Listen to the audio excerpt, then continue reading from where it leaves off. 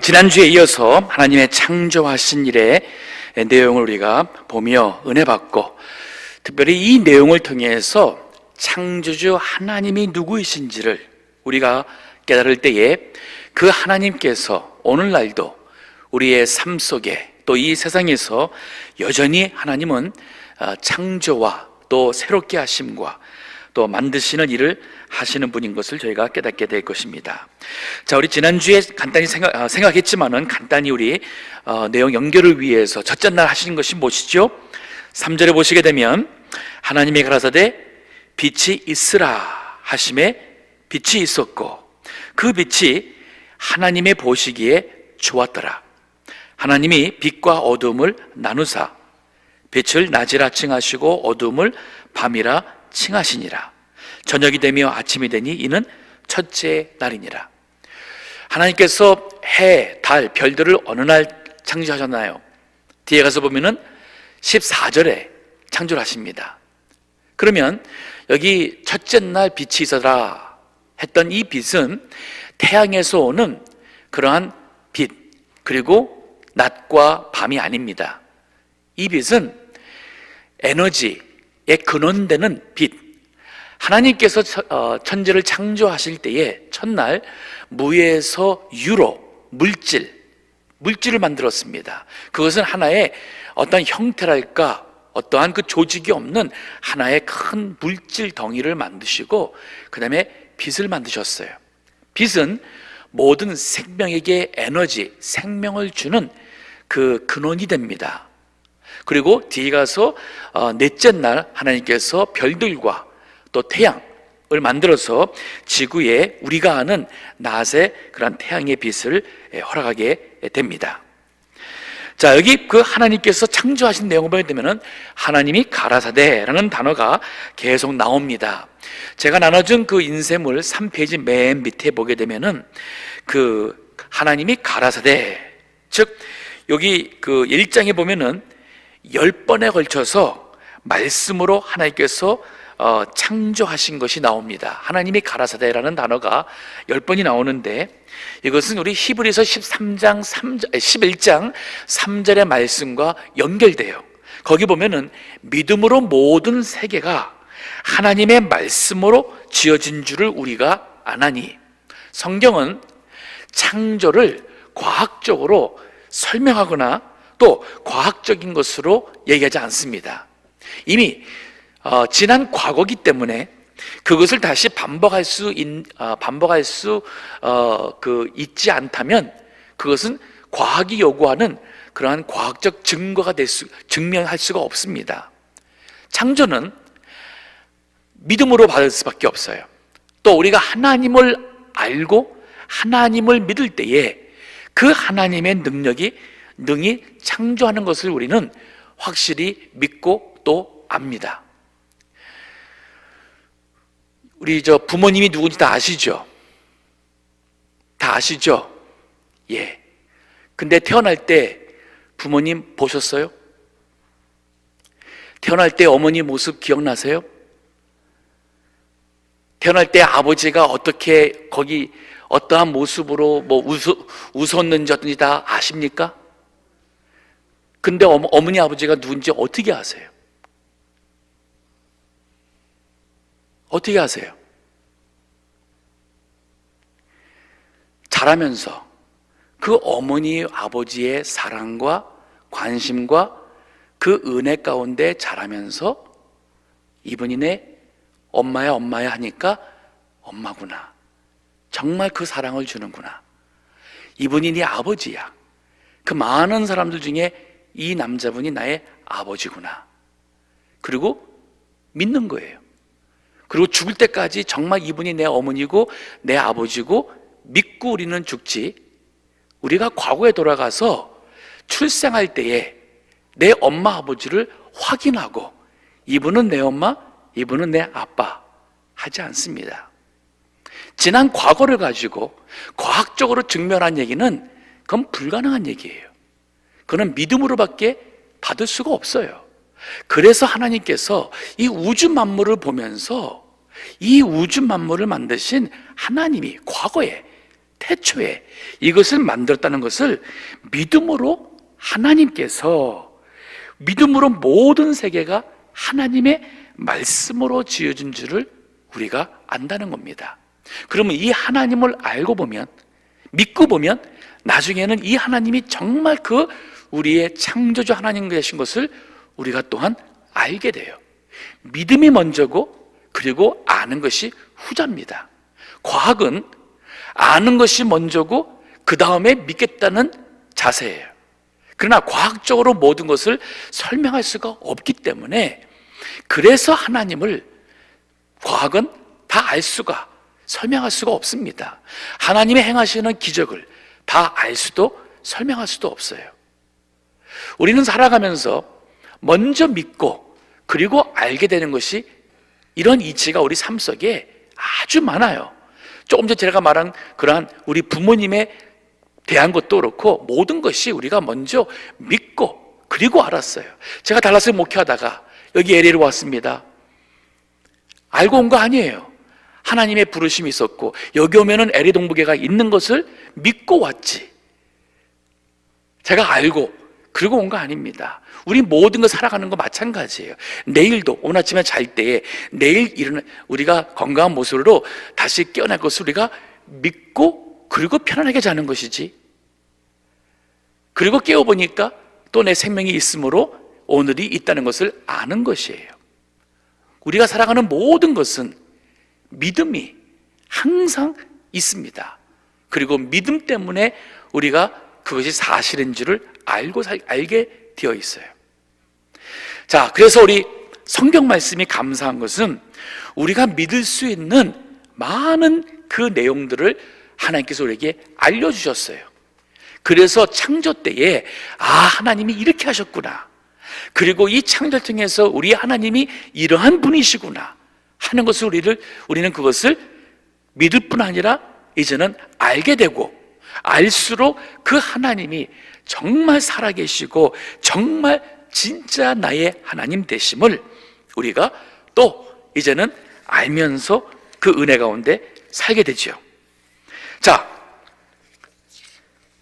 그런가 하면은 이제 그 두 번째 날 하신 일은 6절에 보니 하나님이 가라사대 물 가운데 궁창이 있어 물과 물로 나뉘게 하라 하시고, 하나님이 궁창을 만드사 궁창 아래의 물과 궁창 위의 물로 나뉘게 하심에 그대로 되니라. 궁창이라는 것은 쉽게 말하면 큰 공간이라고 생각하면 돼요. 큰 공간. 처음에 창조할 때의 물질 세계는 물이나 흙이나 모든 그러한 물질들이 다 그냥 섞여 있는 혼란 가운데 있는 상황에서 하나님이 공간을 내면서 나누기 시작했어요. 여기에 모든 것은 지구의 관점에서 창조를 설명합니다. 그래서 이 하늘, 대기권을 중심으로 그 대기권 위에 있는 그 물과 또 대기권 아래에 있는 아직은 물과 흙이 섞여 있는 이것을 구별한 것으로 설명합니다. 그러면서 하나님께서 이 내용의 포인트는, 하나님이 첫날에는 물질을 만드시고 빛을 만들었지만 둘째 날은 창조보다는 바로 나누는 정리, 분리와 함께 정리하는 것으로 둘째 날의 일이 이루어집니다. 자, 그런가 하면 이제 오늘 9절에 가서 셋째 날의 말씀을 보겠습니다. 셋째 날의 말씀 보게 되면은 9절에 하나님이 가라사대 천하에, 요거는 하늘 아래죠, 물이 한 곳으로 모이고 묻이 드러나라 하심에 그대로 되니라. 지금 요때까지는 이 위의 궁창을, 이 대기권을 중심으로 이 위에 구름이랄까 여러 위에 있는 물과 아래에 있는 물이라는 것은 물과 흙이 뒤섞여 있는 상태에서 이제는 그 물과 흙이 나눠지게 했습니다. 즉 지금으로 한다면은 바다와 땅이 구별되게 하신 거예요. 자, 계속 보면 10절에 하나님이 뭇을 땅이라 칭하시고 모인 물을 바다라 칭하시니라. 하나님의 보시기에 좋았더라. 이 창조의 원리를 보게 되면은 하나님께서 아무것도 없는 무에서 유, 모든 물질이든 모든 것을 존재케 하는 무에서 유의 창조의 하나님이신가 하면, 하나님께서는 또한 분리, 창조의 원칙 중에는 모임과 분리의 원칙을 통해서 하나님께서는 창조하신 것을 하나님이 쓰시기에 용도에, 또 이 지구에 하나님이 의도하신 대로 그것을 나눔으로써 그 하나님이 원하시는 그 창조의 모습을 이뤄가는 것을 봅니다. 그리고 바다와 강과 육지에 경계를 두셨어요. 경계. 그래서 바다는 바다대로, 육지는 육지대로, 또 위에 궁창에 위에 있는 것은 또 하늘은 하늘대로 정리하시고 정돈하시는 일이 바로 창조의 일이에요. 하나님은 질서의 하나님, 정리정돈의 하나님. 제가 이 얘기를 왜 했냐면은, 이제 6일까지 하나님의 창조를 쭉 보시게 되면은 이것이 하나님께서 하신 창조의 일이지만은 예수 그리스도 안에서 우리가 거듭나서 새로운 사람이 될 때에 하나님께서는 영적으로 우리에게 새로운 창조를 하시는 것이 바로 우리에게 주시는 영원한 생명이 되고, 그리스도 안에서의 이 생명이 또 창조적인 생활, 창조적인 삶과 같은 이러한 영적 세계로 그 세계를 우리에게 허락하시는데, 그것이 항상 무에서 유가 되는 것은 아니에요. 하나님께서 만드신 것을 거기에서 정리하시고, 또 하나님이 원하시는 영적 그 창조적인 삶을 위해서는 분리하기를 원하세요. 분리, 나눠지기를 원합니다. 즉 구별된 삶을 원하시죠. 이게 바로 거룩이라는 개념이에요. 구별된 삶. 또 정리하십니다. 즉 예수 그리스도를 믿는 사람들은 이 하나님의 그러한 역사와 성령의 그 인도함을 따라 살아갈 때에 우리의 삶이 이러한 영적 창조, 새롭게 됨, 또 그 만들어지는 그러한 그 은혜를 누리게 되는 것과 이것이 같이 가게 되어 있어요. 그래서 먼저는 우리가 창세기를 통해서 실제 있었던 물질적 창조와 그 원리를 우리가 알고, 그리고 거기에서 하나님이 행하시는 하나님의 일에 대해서 이해할 때에 오늘날 우리의 삶 속에서 우리의 그 생각 세계나 우리의 행하는 모든 일 가운데 하나님께서 행하시는 창조의 그러한 역사와 은혜를 체험하게 됩니다. 자, 여기 본문에 보니까 하나님께서 만드실 때마다 하신 말씀이 있었어요. 하나님 보시기에 좋았더라. 이 말은 하나님의 창조가 완전하다는 그 완전성과 또 아름답다는 그러한 아름다움을 설명해 주고 있어요. 하나님께서 만드신 모든 자연 만물은 하나님 보시기에 만족스러운 아름다운 것이었어요. 이 말은 우리의 마음속에 은혜가 충만해지고 하나님의 통치 가운데 살아가게 될 때는 세상을 보는 관점도 변해요. 세상이 아름답게 보이고, 또 살아간다는 것이 하나님의 은혜 가운데 살아가는 감사를 알게 되고, 하루하루의 생활이 어제가 오늘이고 오늘이 뭐 작년이고 하는 똑같은 의미 없는 반복된 인생이 아니라 똑같은 하루인데 하루하루가 새롭고 기대가 되고 감사와 은혜와 찬송이 하나님을 향한 예배 가운데서 살아가는 그러한 매일매일 삶 속의 창조적 아름다움과 하루를 통해서 일하시는 하나님의 행하심을 통하여 우리가 어떠한 인생의 목적과 뜻을 이루는 그러한 축복이 있습니다. 이것이 하나님의 그 창조, 즉 예수 그리스도 안에서 이루어지는 창조와 아울려 가는 그러한 은혜예요. 자, 그런가 하면 11절 보겠습니다. 자, 이제 바다와 물을 구별했습니다. 그리고 땅에 이제 생명, 이 식물이라는 생명체를 주님께서 내십니다. 자, 11절에 보니 하나님이 가라사대, 여전히 말씀으로 창조하십니다. 땅은 풀과 씨 맺는 채소와 각기 종류대로 씨 가진 열매 맺는 과목을 내라 하심에 그대로 되어 땅이 풀과 각기 종류대로 씨 맺는 채소와 각기 종류대로 씨 가진 열매 맺는 나무를 내니 하나님의 보시기에 좋았더라. 저기 본문의 말씀 보면은 먼저 식물의 생명을 만들고 있어요. 근데 크게 세 종류는 했어요. 하나는 풀. 이 풀은 뭐 꽃을 피고 열매 맺는 것은 아닙니다. 하지만 이 풀은 또 하나님께서 우리 짐승이나 사람들의 먹이를 위해서, 음식을 위해서 풀을 만드셨어요. 아마 이 풀은 뿌리를 통해서 이렇게 계속 번성, 더 퍼져나가기도 하고 하겠죠. 혹은 씨를 통해서 하겠죠. 그런가 하면은 채소인데 이 채소 중에는 씨를 맺는 채소, 또 각기 종류대로 씨 가진 열매 맺는 과목, 이 과일을 맺는 그러한 나무를 하나님께서 이 셋째 날 만드십니다.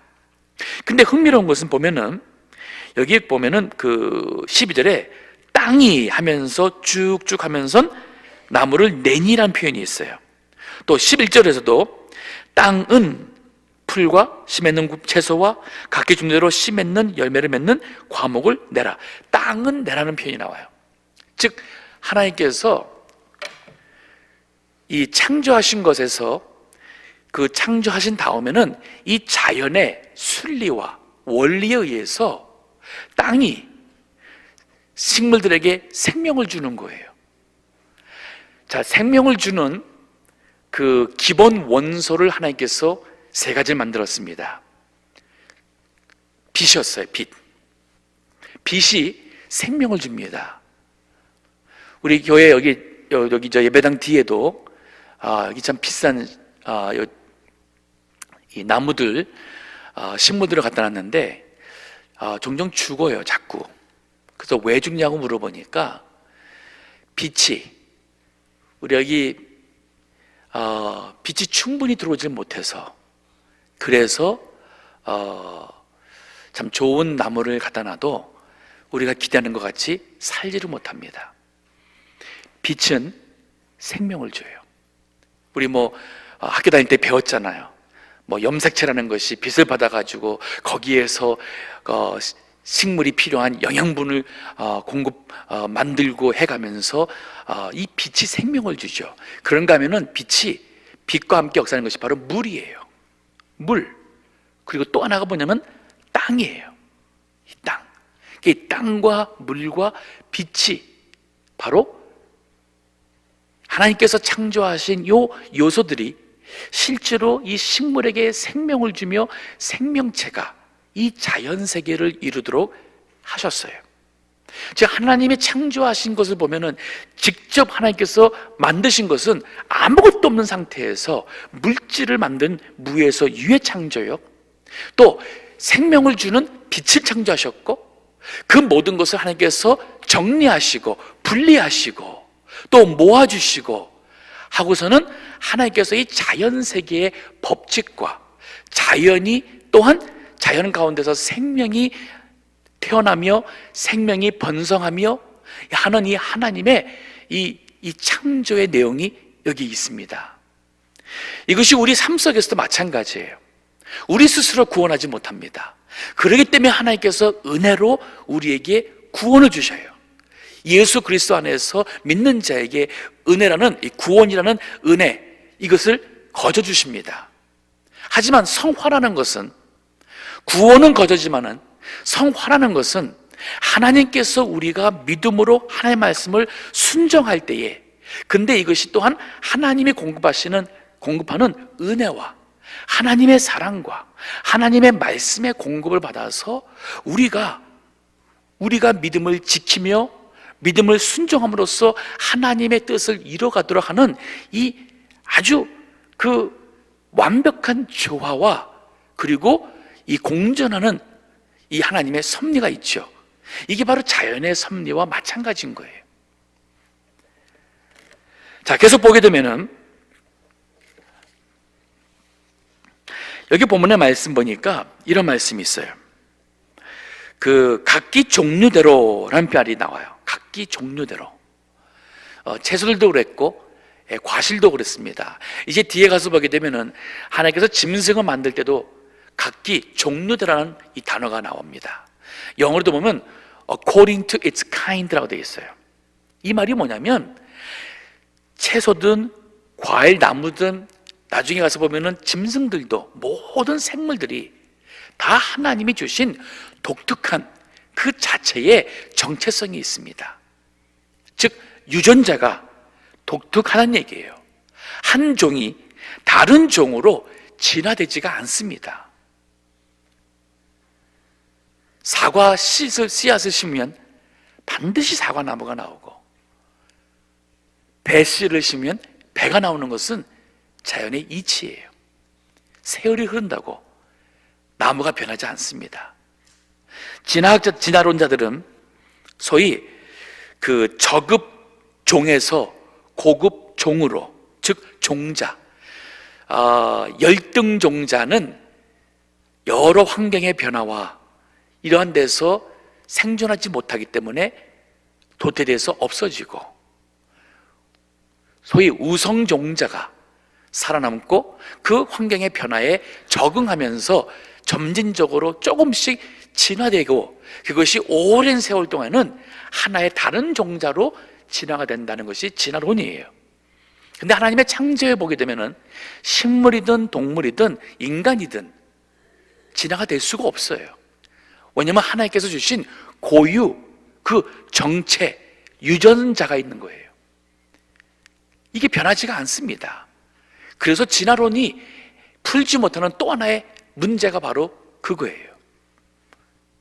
이 유전, 모든 식물이나 동물에게 있는 이 염색체라는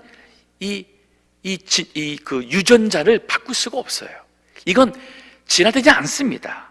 그러니까 성경이 어떨 때 우리가 성경 볼 때는 그냥 이것이 그냥 생각 없이 읽을 수 있습니다.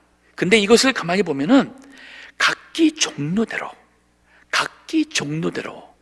성경은 아주 분명하게 이것을 기록하고 있어요. 똑같은 햇빛을 받고 같은 물을 주었고 같은 밭에 심었는데 어떤 것은 고추가 나오고 얼큰하며 거기에 필요한 영양분이 있습니다. 어떤 것은 오이가 나와서 참 물이 시원하고 참 그 맛이 있는가 하면 토마토가 나오기도 하고, 거기에서 과일나무에서는 각종 과일이 나오고 각종 색깔이 나오고, 그러다 보니까 그 모든 것이 다 하나님께서 우리 인간에게 필요한 모든 영양과 그 요소를 조달하는 하나님이 준비하신 식물인 거예요. 그래서 뭐가 좋다 그래서 어떤 분들은 이건 좋다 그래서 그것만 먹고 다른 것은 안 좋은 줄 알고 안 드신 분이 계셔요. 제가 볼 땐 그건 참 하나님의 창조의 순리를 잘 이해 못하신 것 같아요. 모든 게 다 필요해서 하나님께서 만들었습니다. 쓴 것도 알고 보면 바로 약 재료도 쓰는 것도 많습니다. 우리 뱀의 그 독이 사람을 물면 사람이 죽죠. 근데 해독제도 그 독으로 만든다는 거예요. 물론 그것을 아주 희석을 많이 해가지고 그 강한 독성을 우리 몸을 해칠 수 있는 게 아니라 우리 몸속에 들어가서 오히려 우리 몸속에 있는 다른 요소를 중화시키든지 아니면 우리 몸이 그것을 극복할 수 있도록 도와주도록 하는 것도, 이것도 우리가 생각할 때는 독이에요. 모든 이 자연에 있는 것이 하나님의 창조의 이치대로 사용하면 다 필요한 것이고 다 유익한 거예요. 건강한 사람을 보게 되면은 골고루 잘 드시는 분인 것 같아요. 골고루 잘 드시고, 물론 이제 우리 몸이 허약한 부분이 있고 또 병이 있을 때는 물론 그때는 더 필요한 요소가 있고 그 감당하지 못하는 것들은 그런 음식은 우리가 조금 자제해야겠죠. 하지만 정상적인 상황에서는 하나님께서 우리의 모든 것을 필요했다는 사실을 우리가 알아야 됩니다. 자, 여기 13절 보게 되면은 저녁이 되며 아침이 되니 이는 셋째 날이니라. 첫째 날, 둘째 날, 셋째 날, 넷째 날 하나님이 하시는 이 창조회를 보면은 순서가 있었어요. 질서가 있습니다. 우리도 예수 믿는 것도 이 예수님을 잘 믿으면 우리의 인생이 질서가 잡히고 그리고 우리의 인생의 우선순위를 알게 돼요.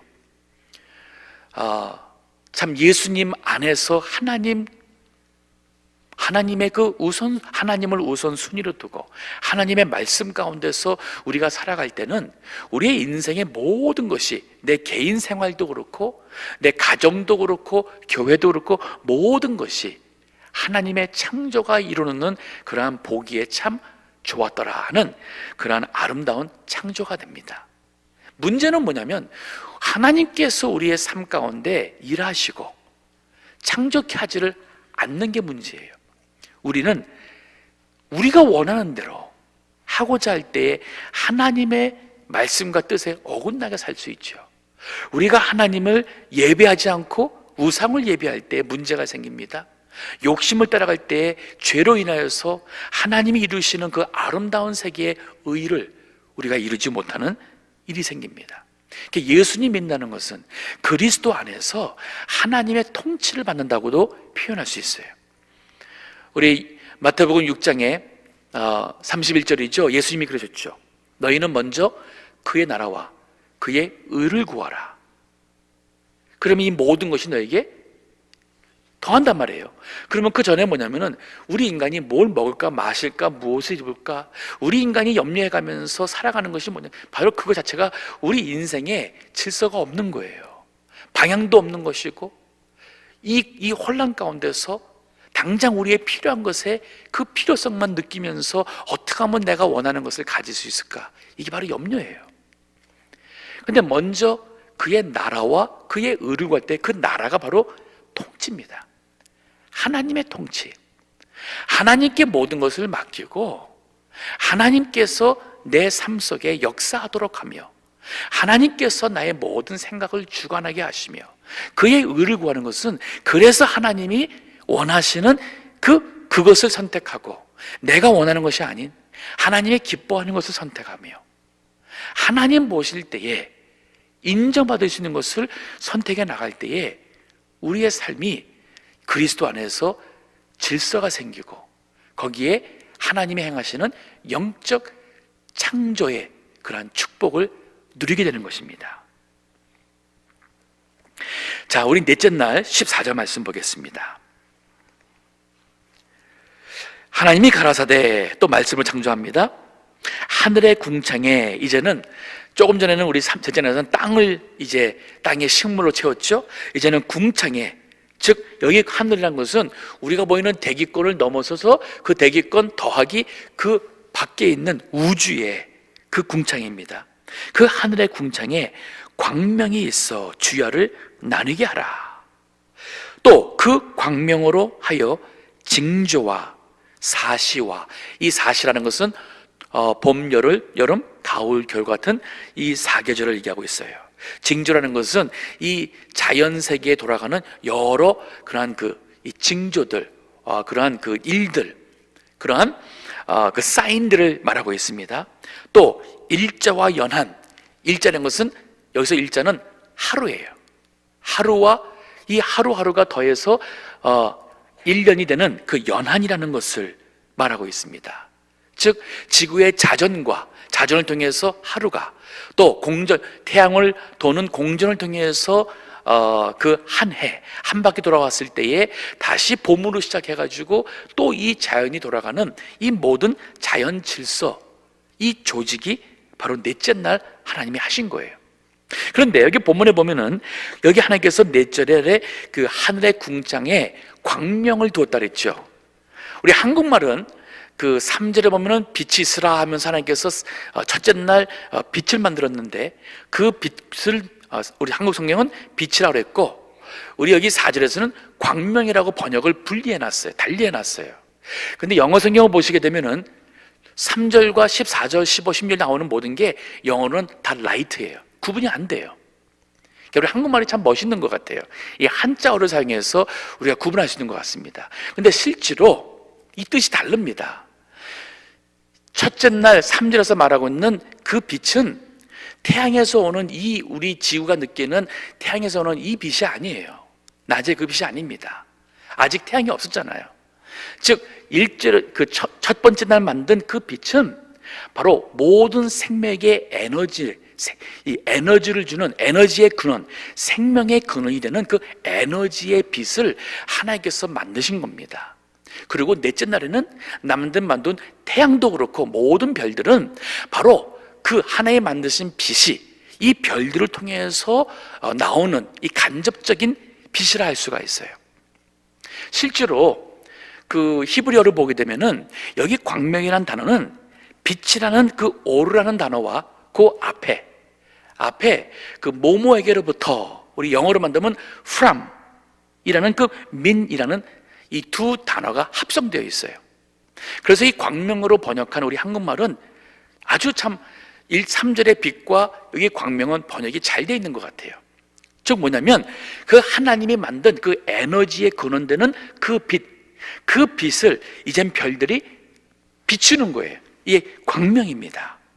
이 광명을 하늘에 두었어요. 우주에 두었습니다. 우리가 밤에 보면은 별들이 다 빛이 납니다. 그 별들마다 다 빛이 나요. 근데 태양이 제일 크게 우리가 빛나는 걸 생각하는 것은 가깝기 때문에 그래요. 그리고 달이 사실은 그리 크지도 않고, 그리고 달 스스로도 빛이 내지 못하는 태양의 빛을 반사하는 것에도 불구하고 가까우니까 하나님께서 우리 지구에게 필요한 빛을 공급하기를 태양을 통해서 낮을, 그리고 달을 통해서 저녁에 그 빛을 공급해서 이 지구에 생명이 유지되도록, 또 생명이 나오도록 하신 겁니다. 자, 여기 이 넷째 날 하나님이 하신 일은 바로 지금 우리가 보는 이 우주의 모든 그 조직, 전 우주의 이 모든 그것을 창조했다고 볼 수가 있습니다. 그리고 하나님께서 지구가 자전하고 또 태양을 도는 이 공전의 모든 시작, 이것 또한 넷째 날 한 것으로 우리가 볼 수가 있습니다. 그래서 여기 우리 태양계는, 근데 이 제가 얘기한 것처럼 이 본문 여기 창세기에 나오는 창조는 우리 인간의 지구의 관점에서 우주 창조를 설명하고 있어요. 그래서 여기 나오는 모든 것은 이렇게 설명이 되는 것입니다. 하지만 과학자들은, 세상의 과학자들은 이 내용을 보면서 그들은 이 우주라는 관점 속에 있는 자그만 지구를 생각하면서 그들은 이 우주에 외계인이 있을 것이다. 화성에 가게 되면은 반드시 우리 인간 같은 사람과 같은 그런 존재가 있을 것이다 하면서 그걸 찾으려고 그러죠. 저는 개인적으로 외계인이 없다고 봅니다. 많은 사람들이 외계인을 봤다, 비행 접시를 봤다, 많은 증언이 있는데 시간이 갈수록 그 증언들이 거짓 증언이 있었고, 많은 것들이 사실은 비행기랄까, 아니면 이 반사, 어떠한 비행차가 날 때의 태양이랄까 빛의 반찰에서 나오는 그러한 여러한 그 현상이라는 것이 드러나고 있습니다. 또 우리 성경적으로 볼 때도 하나님이 세상을, 이 지구 있는 이 세상을 이처럼 사랑하사 우리 독생자를, 하나님의 아들을 우리 인간들에게 보내주셨고, 또 하나님께서 인간을 하나님의 형상대로 만들었다 그랬어요. 따라서 그 외계인이란 존재는 그 성경적으로 볼 때에 없는 것이 더 타당하다고 볼 수가 있어요. 자, 그런가 하면은 이제 15절 좀 더 보면은 그 광명이 하늘의 궁창에 있어 땅에 비치라 하시고 그대로 되니라. 하나님이 계획하시고 말씀하신 대로 모든 것이 완벽하게, 모든 자연, 이 우주 만물의 법칙이 다 완벽하게 돌아가고 있습니다. 16절에 하나님이 두 큰 광명을 만드사, 이 지구의 관점이에요. 큰 광명으로 낮을 주관하게 하시고, 이것은 태양빛입니다. 작은 광명으로 밤을 주관하게 하시고, 이건 달의 빛입니다. 또 별들을 만드시고, 하나님이 그것들을 하늘의 궁창에 두어 땅에 비치게 하시며, 즉 모든 것이 하나님께서 이 지구에 있는 우리 이 땅에 필요해서 하나님께서 모든 우주의 법칙과 또 빛을 통해서 하나님께서는 낮과 밤을, 밤에 필요한 생명의 그 창조와 또 보존, 유지를 위해서 하나님께서 우주의 모든 것을 만드셨다는 그 말씀이에요. 여기 주관하게 하시고 라는 단어가 나오는데, 주관하다, 이 말이 그 문자적인 의미는 지배하다, 다스리다, 관할하다는 그런 의미예요. 즉 하나님께서 여기 그 별들을 만드시고 태양이 낮을 주관, 즉 태양빛을 통해서 낮에 생명을 주며 이 우주가 생명으로 이렇게 번성하고 충만하게 나로 하는 이 모든 것을 이 지배하다, 주관하게 하라는 표현을 썼는데, 즉 하나님께서 간접적으로 이 우주 모든 만물을 통치하심을 여기서 말씀해 주고 있어요. 직접적인 것은 하나님께서 직접 개입하는 어떤 기적적인 그런 일이 되겠지만, 그러나 자연의 모든 것을 창조하심으로써 자연세계에 돌아가는 이 원칙도 바로 하나님의 통치의 방법이에요. 그래서 우리가 자연의 순리대로 사는 것이 하나님의 통치 가운데 살아가는 것과 같이 가게 되어 있습니다.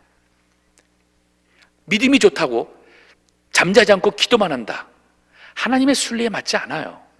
병듭니다. 은혜 생활 오래 할 수 없어요. 하나님의 순리대로 잘 때 자고, 또 활동할 때 활동하고, 건강한 음식 먹고, 이래가면서 하나님의 이 자연의 순리 가운데서 살아가는 것도 하나님의 간접적 이 통치, 주관하게 하신 그 자연의 법칙에 순응해 살아가는 믿음이에요. 그래서 그 극단적인 신앙이 위험한 것이 바로 그래요.